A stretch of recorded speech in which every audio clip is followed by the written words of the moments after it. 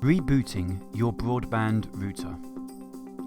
The first thing to always try when experiencing problems is to reboot the broadband router.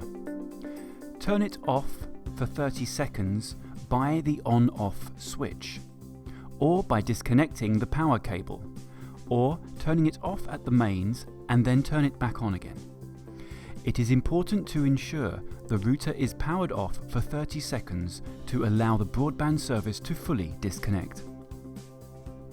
Caution: be careful not to mistake the reset button as a way to reboot the router. By pressing this, which is required by use of a pin in most cases, you will wipe all current configurations to work with your broadband service, setting the router back to its factory default mode.